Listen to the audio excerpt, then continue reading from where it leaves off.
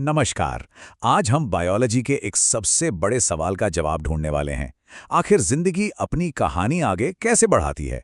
चलिए समझते हैं जीवन की इन दो महान रणनीतियों को। तो हमारी खोज शुरू होती है इस एक सवाल से।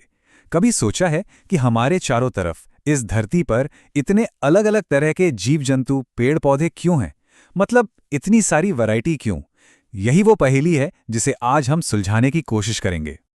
देखिए, हर जीव का एक ही मिशन होता है, चाहे वो एक छोटा सा बैक्टीरिया हो या फिर एक बहुत बड़ी वेल। सबका एक ही मकसद है, अपने आप को जारी रखना, अपनी जेनेटिक जानकारी को, अपने जीन्स को अगली पीढ़ी तक पहुंचाना। और इसी को हम कहते हैं रिप्रोडक्शन, यानी प्रजनन। अच्छा, एक बात समझना बहुत जरूरी है। रिप्रोडक्शन किसी एक अकेले जीव के जिंदा रहने के लिए जरूरी नहीं है ना? लेकिन ये पूरी की पूरी प्रजाति को खत्म होने से बचाने के लिए सबसे ज्यादा जरूरी है। इसके बिना कोई भी स्पीशीज आगे बढ़ ही नहीं सकती। तो ये जीन्स या जेनेटिक जानकारी है क्या? ये असल में जीवन का ब्लूप्रिंट है, डीएनए। किसी जीव को कैसे बनाना है, वो कैसा दिखेगा, कैसे काम करेगा, ये सारे इंस्ट्रक्शंस इसी डीएनए में कोडेड होते हैं। और रिप्रोडक्शन का असली खेल इसी ब्लूप्रिंट को अगली पीढ़ी तक सेफली पहुंचाने का है। तो इस काम को करने की पहली स्ट्रैटेजी है एकदम तेज कॉपी बनाना। इसे हम कहते हैं एसेक्सुअल रिप्रोडक्शन। समझिए कि ये एक तरह की बायोलॉजिकल फोटोकॉपी मशीन है। इसमें सिर्फ एक ही पेरेंट शामिल होता है और जो नया जीव बनता है वो जेनेटिकली अपने पेरेंट की एग्जैक्ट कॉपी होता है। मतलब हूबहू एक परफेक्ट क्लोन, कोई मिलावट नहीं, कोई बदलाव नहीं। और ये प्रोसेस होता भी बहुत तेजी से है। जैसे बाइनरी फिशन में देख लीजिए, एक सेल पहले अपने डीएनए की कॉपी बनाता है, फिर थोड़ा सा खींचता है और बस 20 से 2 में बट जाता है। हो गया काम, 1 से 2 बन गए और दोनों बिल्कुल एक जैसे। हाँ, इसके तरीके कई हो सकते हैं, जैसे फिशन, बडिंग या फ्रैगमेंटेशन। नाम अलग अलग हैं, पर इन सब का बेसिक प्रिंसिपल एक ही है, एक क्लोन तैयार करना। तो अब तक हमने समझा स्ट्रैटेजी नंबर 1, द क्लोन, जिसमें एक पेरेंट है, प्रोसेस तेज और सिंपल है और बच्चे बिल्कुल पेरेंट जैसे हैं। लेकिन कहानी में एक ट्विस्ट है। एक दूसरी स्ट्रैटेजी भी है जो इससे बिल्कुल उल्टी है। और ये है हमारी strategy number 2, the creative remix, यानी सेक्सुअल रिप्रोडक्शन। यहां बात कॉपी करने की नहीं, बल्कि कुछ नया, कुछ यूनिक बनाने की है।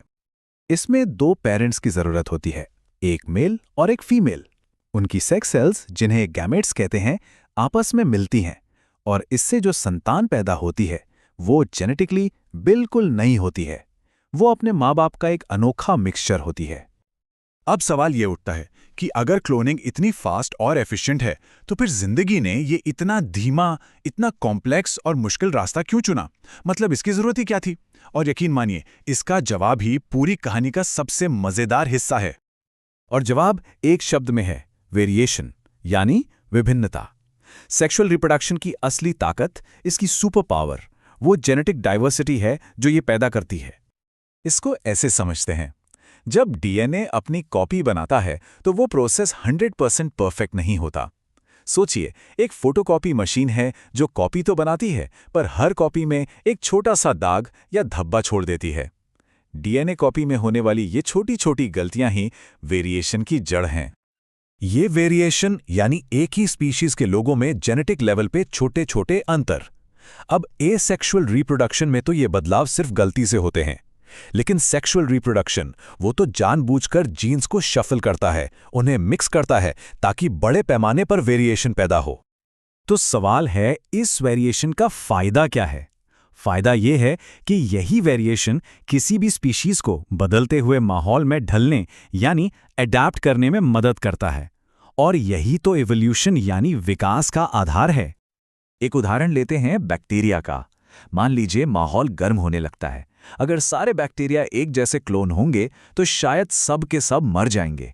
लेकिन अगर उनमें वेरिएशन है और कुछ बैक्टीरिया के पास गलती से गर्मी सहने की ताकत है, तो क्या होगा? वो बच जाएंगे और आगे अपनी नस्ल बढ़ाएंगे। बाकी सब खत्म। मतलब साफ है, वेरिएशन का मतलब है सर्वाइवल। चलिए, अब हम अपने आखिरी पड़ाव पर आते हैं।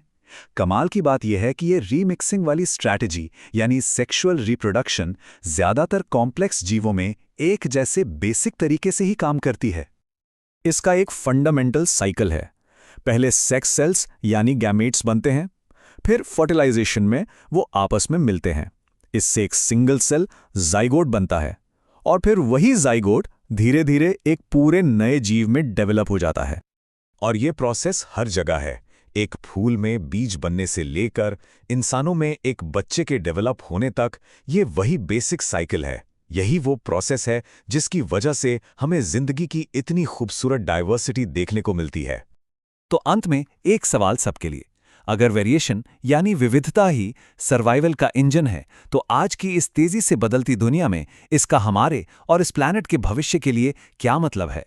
सोचिएगा जरूर।